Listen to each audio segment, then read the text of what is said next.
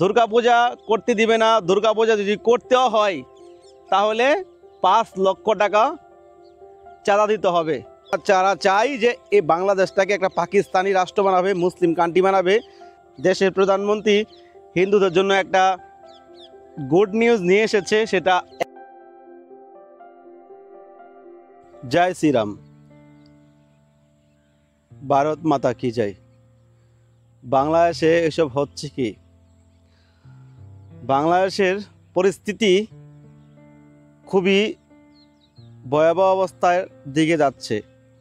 বাংলাদেশ নিয়ে অনেক ভিডিও বানিয়েছি, বাংলাদেশ নিয়ে অনেক কথা বলেছি, কিন্তু এখনও যে বলবো না, এখনও যে চুপ করে থাকবো, এটা কি করে হয়? সামনে আসছে দুর্গাপূজা। দুর্গাপূজা নিয়ে চলছে বাংলাদেশের মধ্যে নানান রকমের তাণ্ডব। দুর্গাপূজা নিয়ে চলছে আইন। আজকে বাংলাদেশে ছাত্র আন্দোলনের পর, ছাত্রদের যে আন্দোলন ছিল, সেই আন্দোলনের পর সরকার পতন করেছে। সরকার পতন করার পর তারা হিন্দুদের উপরে ঝাঁপিয়ে পড়েছে। কেন এই দেশে হিন্দু থাকতে পারবে না? হিন্দুদেরকে যেভাবে হোক আমরা এই দেশ থেকে বিতাড়িত করব। হিন্দুদের ঘরবাড়ি লুটপাট করব, হিন্দুদের মন্দির ভাঙব, হিন্দুদের মেয়েদেরকে উঠিয়ে নিয়ে এসে অত্যাচার করব। এই হলো তাদের ষড়যন্ত্র। আজকে দুর্গাপূজা নিয়ে তারা নতুন নতুন আইন করছে। দুর্গাপূজা করতে দিবে না। দুর্গাপূজা যদি করতেও হয় তাহলে 5 লক্ষ টাকা চাঁদা দিতে হবে, তাহলে দুর্গাপূজা করতে পারবে।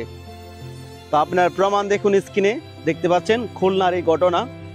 তো এইভাবে যদি হিন্দুদের উপরে নানানভাবে অত্যাচার করতে থাকে বাংলাদেশে হিন্দুদের উপর মুসলিমরা, তাহলে হিন্দুদের যাবে কোথায়? হিন্দুরা যাবে কোথায়? তাদের এখানে জন্ম মাটি, তাদের এখানে ছোট থেকে তারা এই দেশে বড় হয়েছে। তাদের কর্ম, তাদের পড়াশোনা, তাদের চাকরি, তাদের বিজনেস, এগুলো ফেলে রেখে তো তারা ভারতে আসতে পারবে না। ভারতে এসে তাদের যে ফেসিলিটি আছে তারা ওই দেশে পাচ্ছিল, সেটা কি দেশে পাবে? আপনারা বলবেন যে ভারতে তারা পালিয়ে যাক, তাহলে ভারতে পালিয়ে যাক, হিন্দুদের দেশ সেটা নয়। তো হিন্দুরা যাবে কোথায়? আর আমি একটা কথাই বলবো, হিন্দুরা কাপুরুষের মতো থাকলে জীবনে নিজের রক্ষা করতে পারবেন না, নিজের ধর্ম রক্ষা করতে পারবেন না, নিজের পরিবারকে রক্ষা করতে পারবেন। তো আমি একটা কথাই বলবো, আপনারা জেগে উঠুন। যদি না জাগেন এখন, তাহলে পরবর্তী আপনাদেরকে কেউ বাঁচাবে না। আজকে শেখ হাসিনা সরকারের পর যে এখন নতুন সরকার এসছে, সেই নতুন সরকারও তো কিছু করছে না।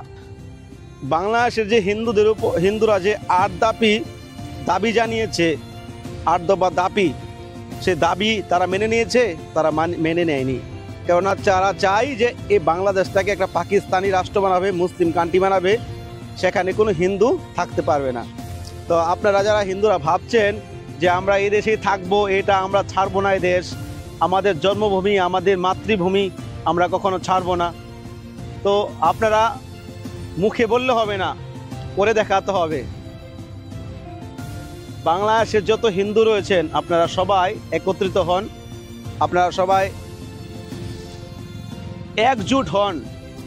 একত্রিত যদি না হন, যদি আপনারা প্রতিবাদ না জানাতে পারেন, তাহলে কোনো লাভ নেই। এইভাবে যদি বলেন আমরা বাংলাদেশ ছাড়বো না, আমরা এই করব সেই করব, কিছু লাভ হবে না। একত্রিত হয়ে আপনারা আরও কঠিনভাবে আপনাদের প্রতিবাদ জানাতে হবে। আপনাদের পিছনে ভারতবর্ষ আছে। ভারত একটা হিন্দু রাষ্ট্র, ভারত একটা সনাতনীদের দেশ। এখানে অলরেডি আমাদের দেশের প্রধানমন্ত্রী হিন্দুদের জন্য একটা গুড নিউজ নিয়ে এসেছে। সেটা এখন নয়, আরও 2 বছর আগে থেকেই সেই কাজ চলে এসেছে।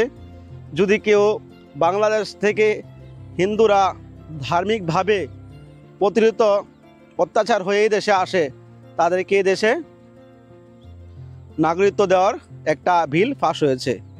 তো আপনারা শুধু নিজের দেশ ছেড়ে এই দেশে এসে থাকবেন, সেটা কখনো হয় না। আজকে যদি আপনি ওই দেশে প্রতিবাদ জানিয়ে আপনি থাকতে পারেন তাহলে আপনি হলেন হিন্দু। আর যদি ভাবেন যে আমার জাতি আমার দেশ সব কিছু ফেলে রেখে আমি নতুন দেশে এসে নিজে সেটেল করব, তাহলে এইভাবে যদি করেন তাহলে তো সমস্ত দেশ তো মুসলিমরা দখল করে নেবে। একের পর এক হিন্দুদের উপর অত্যাচার চলছে, একের পর এক হিন্দুদের উপরে নির্যাতন চলছে। তো আপনারা নির্যাতিত হয়ে কি করেন, নিজের দেশ নিজের মাটি বিটা ছেড়ে আপনারা অন্য দেশে গিয়ে সেটেল হন। তো তাতে কি হয়, তারা জোর পেয়ে যায়, তারা সুযোগ পেয়ে যায় যে তাদেরকে আমরা অত্যাচার করলে তারা দেশ ছাড়ে, তখন আমাদের দেশ আমাদের হাতে, মুসলিমদের হাতে চলে যায়। আজকে এই বিশ্বের মধ্যে 56টা মুসলিম দেশ, একটা হিন্দু দেশ নেই। তার কারণ কি, হিন্দুদের মধ্যে একতা নেই, হিন্দুদের মধ্যে হিংসা আছে। আজকে তাকে মেরেছে, কালকে অন্যকে মারবে, তখন কি বলে যে আমাকে যখন মারবে তখন আমি দেখব, অন্যদের যখন মারে তখন হাসবে। তো এটা হলো আমাদের হিন্দুদের স্বভাব। তো আপনারা সময় আছে, জেগে উঠুন, আপনাদের প্রতিবাদ করার সময় এখনই। আজকে যদি মুখ বন্ধ করে থাকেন, কালকে আপনার বাড়ির মেয়েটাকে তুলে নিয়ে চলে যাবে। আজকে দুর্গাপূজা নিয়ে যে ষড়যন্ত্র চলছে, আমি আপনাদেরকে আরেকটা নিউজ দিয়ে দিচ্ছি। এবার দুর্গাপূজাতে কিন্তু কঠিন হিন্দুদের উপর অত্যাচার চলবে। অলরেডি দুর্গা প্রতিমা ভাঙা শুরু হয়ে গেছে, মন্দির করতে দিচ্ছে না, পূজা করতে দিচ্ছে না।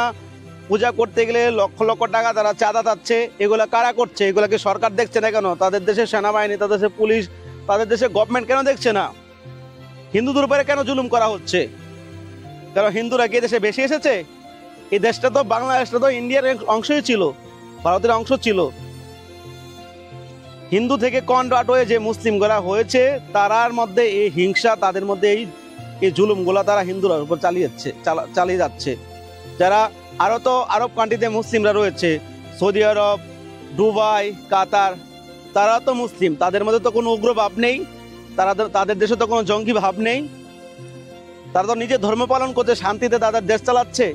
তো আপনারা বাঙালি মুসলিম হয়ে কেন আপনাদের মধ্যে এত হিংসা, কেন আপনাদের মধ্যে এত অহংকার, কেন আপনারা মানুষকে জুলুম করে তাদেরকে উপর অত্যাচার চালাচ্ছেন? লজ্জা থাকা উচিত।